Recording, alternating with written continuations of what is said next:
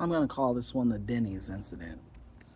So when I was 23 years old, I had an experience with my narc mom, my egg donor, whatever you want to call her. We children of narcissists have so many designations for these people, but when I was 23 years old, I had decided to take my mom out for breakfast or lunch, whatever meal type she wanted to have for her birthday. And I said, "Where do you want to go? Anywhere you want to go, we can go." And she goes, "Denny's. Just take me to Denny's, something easy. It's right around the corner. Just it would be nice to have a free, nice meal." So I was like, "Okay, bet, of course, right?" So I head on down there. I didn't have a car at this point. I'm like, you know, working at a bookstore, living that I don't want to grow up dream, right? So I hop on a bus and I go down to our neighborhood and I go to the Denny's and I'm sitting there waiting and I'm sitting there waiting. And then she comes in about 15, 20 minutes later. Then we agreed to meet. No big deal, right? No problem. It was pretty much empty anyway, right? If my memory serves me correctly. So she comes in and she's got this screwed up, fucked up look on her face. And I'm like, "Oh shit." Right? I can already tell it's gonna go left. As per usual, I don't know why. As per usual, it could be anything. As per usual, it's out the blue. As per usual, it's happening when I'm trying to do something for her benefit. So she comes in with a screwed up face, sits down in a huff, throws her purse, onto the rest of the seat, and she's like, "I've been calling you and calling you and calling you and calling you," and just kept saying that repeatedly. Okay, now the place wasn't packed. It was pretty sparse in there, but there were enough people in there for her to know not to raise her voice like that and not to be that energetic like that. But that wasn't gonna fucking stop her or deter her little rant.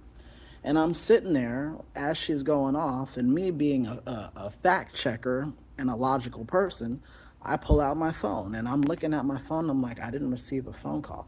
I've been calling you. You know I've been calling you. Blah, blah, blah." I'm like, "What were you calling me for?" And I had to ask her, if I'm correct, probably about 4 or 5 times. Like, "Why are you calling me? Why were you calling me? Why were you calling me?" Finally, after she's blown off enough steam and done enough attacks and enough, "You didn't do this and you didn't check that." After all that, she finally gets to, "Oh, I needed to change the time to meet up. But since you didn't answer, here I am," kind of a thing. And so I show her my phone. Like, "This is my recent calls list. You're not one of them. You said you called me 6 times. Where?" Right? And so she proceeds to produce her phone and show me the 6 times where she called a number similar to mine. That was not my number. And I had to show her, "You're dialing the wrong person." My number at that time ended in 6579, and she was calling 6759 or some shit like that, something like that. And so you could just see the embarrassment spread across her face. And I said, "You're calling the wrong number." And the weird thing is, I put my number along with my name as a connection in your phone.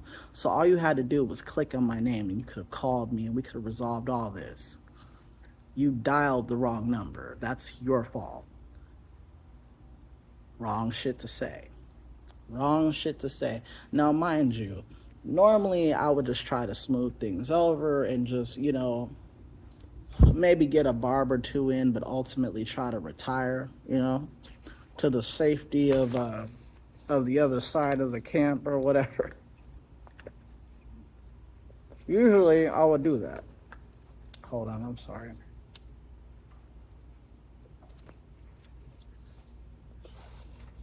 So yeah, usually I would do something, something just short of appeasement because I've always had my self-respect. Um, but I felt some kind of way that day because I'm like, I'm here.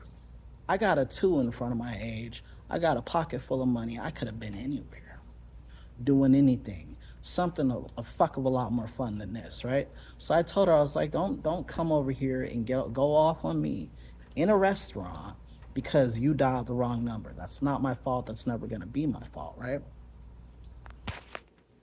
She keeps going. Now, you with any sane person would have seen that they fucked up, dialed the wrong number, backpedaled, apologized, said thank you for doing this. I'm sorry I tripped, and then we could have gone forward. That's a logical person, but this is not a logical person. This is a narc, right? She doubles down. She doubles down, and you should have known I didn't want to meet at this time. And I'm like, I can't know anything unless you call me. You called somebody else. That number has nothing to do with me, right? Here comes the waitress, right? And you could see her watching from afar, trying to see, like, when can I get in there to do my job? To ask these people if they want water or tea or Coke or pancakes or steak or whatever the fuck, you know? So she hits her beat and she comes in when there's like a little pocket, you know, a little break from the incessant nagging and the bitching and the overwhelming, right?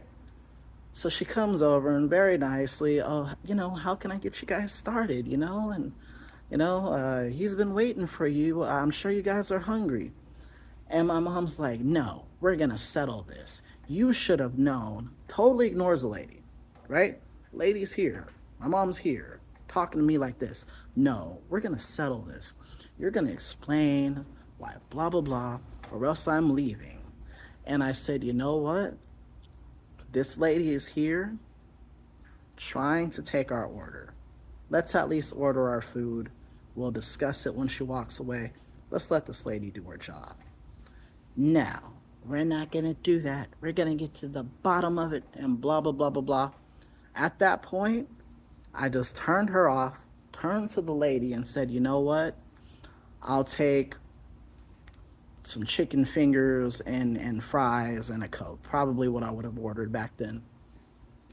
And she'll give you her order as well, right?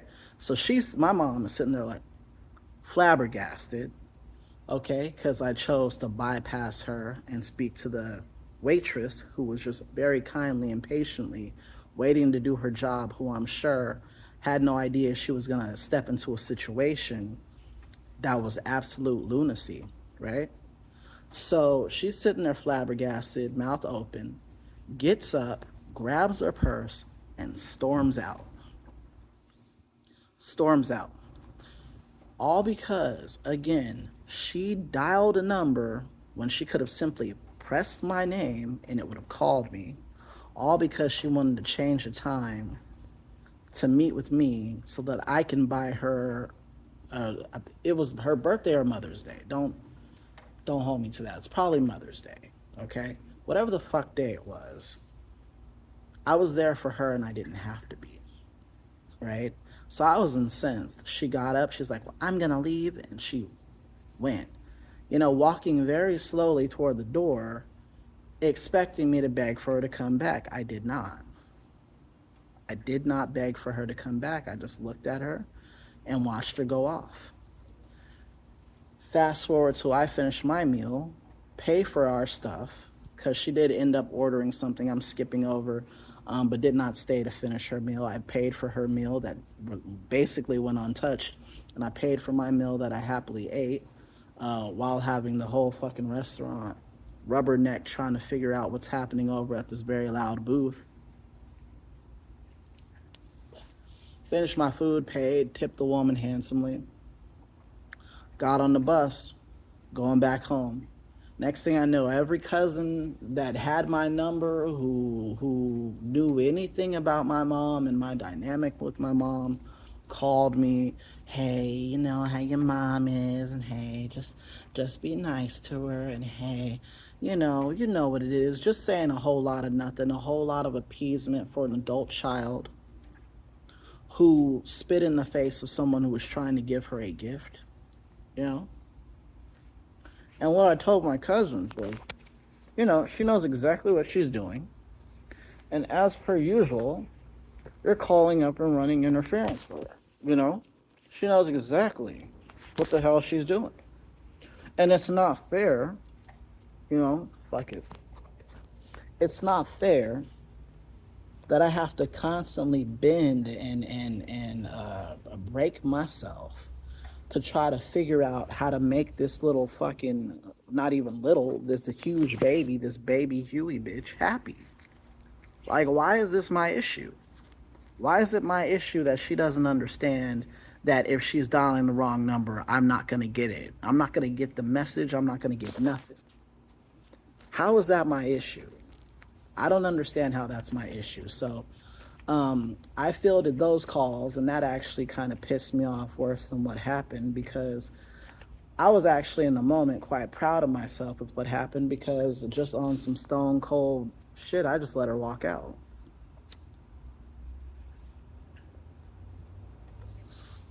Because in my mind, it was better to do that than to beg for her to come back. It's like a child. You don't give them the toy when you take them to the store and they fall off, fall out on the ground and start kicking and screaming and hollering. Because I want the water gun. Well, you can't have the fucking water gun, especially if you're going to fucking act like that. You could throw your tantrum. You're just not going to get anything out of it. You're not going to make the connection between bad behavior and getting shit. So I had to teach her. You know what I'm saying? So I felt pretty good about that. What I didn't feel good about were the flying monkeys and all the horse shit. Okay, so fast forward to like a week later. She doesn't call me for a week. We were in more, regular phone communication at that point when I was in my 20s, before I was just like, fuck you, for months and months leading up to a year or whatever, right? So a week goes by, she calls me. I don't answer. I don't have anything to say. I'm disgusted. I'm done. I'm pissed off. I had reached a point of, I can't fake it. I can't mask the fact that I don't like you. I can't mask the fact that you don't bring anything to my life that's of quality. And I'm sick of it, and I don't want to deal with you. I couldn't mask it, so it's like, why the fuck would I answer the phone? So I don't answer the phone. In come the flying monkeys. Hey, you only get one mom, and and all the knows that they say when they're trying to excuse bad behavior, but low key what they're trying to do is appease this narc because they don't want the bitch calling them anymore, because they're tired of it. So if they're tired of it and they're not even fucking directly her child, how the fuck do you think I feel? But that's another story, right? They're everywhere. Flying monkeys are going to be everywhere. Flying monkeys are just weak people, and weak people pervade, right?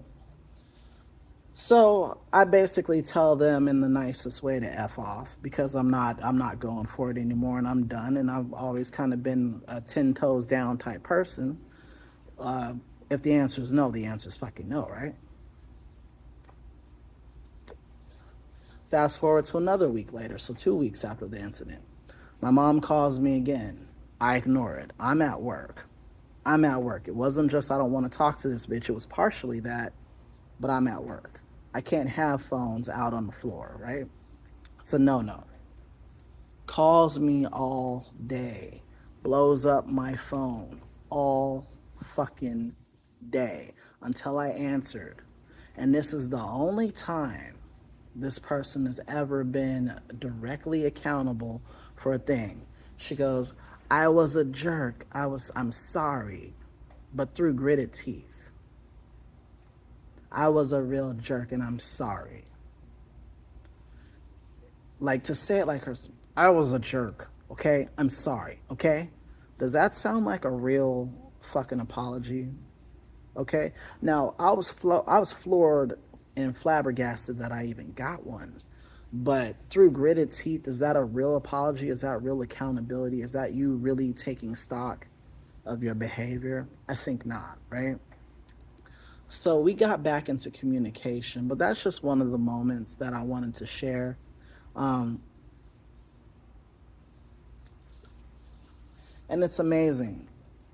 Just after I went no contact, which I've been no contact going on a year and a half, right? So we're getting close to that 2-year mark. Just about when I did that, when I chose to do that for the betterment of my life, my health, my sanity, my physical health, all that, which has dramatically improved. By the way, I started thinking of things and I started remembering things, And it blew my mind that I had completely forgot about her acting like a horse's ass at Denny's. Long story short, if these people can't be accountable, if they expect you to do all the soothing when they do all the hurting, they're not really worth it.